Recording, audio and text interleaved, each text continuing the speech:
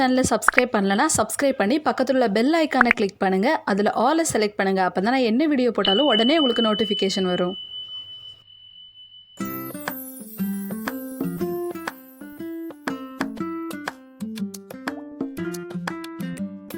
பண்ணுறதுக்கு ஸ்டார்ட் பண்ணிடலாம். வாங்க வீடியோக்குள்ளே போகலாம். ஒரு உருளைக்கிழங்கு எடுத்துக்கோங்க. அதை இந்த மாதிரி நல்லா துருவி எடுத்துக்கோங்க. இதை நாம் இப்போ வாஷ் பண்ணிடலாம். ஒரு 3 டைம்ஸ் வாஷ் பண்ணணும். அப்போ தான் பொட்டேட்டோவில் ஸ்டார்ச் எல்லாம் போய் நல்லா கிளியராக இருக்கும்.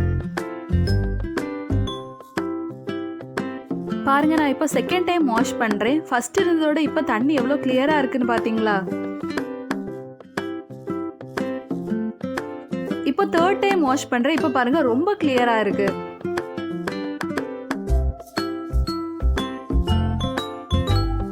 தண்ணியை நல்லா வடிகட்டி இதை ஓரமாக எடுத்து வச்சிடலாம். ஒரு மீடியம் சைஸ் உருளைக்கிழங்குக்கு ஒரு 3 டேபிள் ஸ்பூன் கேரட் நல்லா துருவி ஆட் பண்ணுங்க. கேரட்டையும் உருளைக்கிழங்கையும் நல்லா மிக்ஸ் பண்ணி விடுங்க.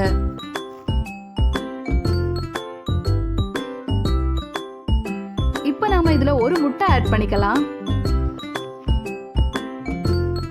தேவையான அளவு சால்ட் ஆட் பண்ணிக்கோங்க. தண்ணி எக்ஸ்ட்ராவா ஆட் பண்ணாதுங்க, ஏன்னா உருளைக்கிழங்கு கேரட்லயே கொஞ்ச நேரத்துல தண்ணி விட்டுரும்.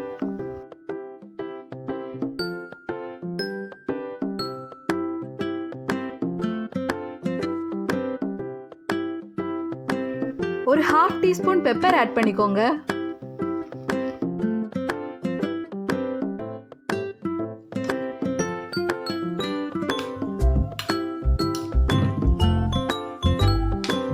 காரத்துக்கு ஏற்ப மிளகாய் தூள் ஆட் பண்ணுங்க.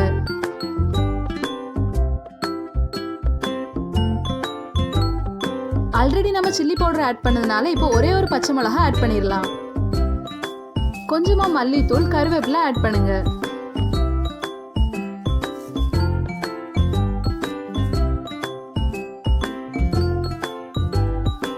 இதுல ஆனியன் கூட ஆட் பண்ணிக்கலாம். இப்போ நம்ம இதை நல்லா மிக்ஸ் பண்ணி விடலாம்.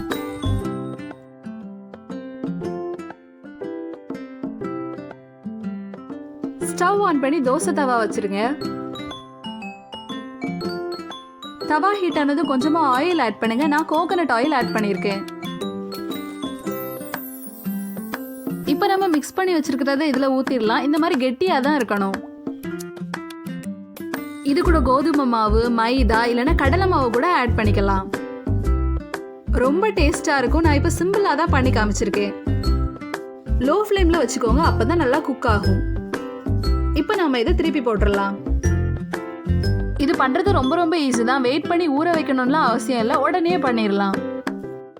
டயட் இருக்கிறவங்க கண்டிப்பா இதை ட்ரை பண்ணலாம். ஏன்னா நம்ம ஸ்டொமக்கு ஃபுல்லானது மாதிரி இருக்கும், சீக்கிரமா பசிக்காது.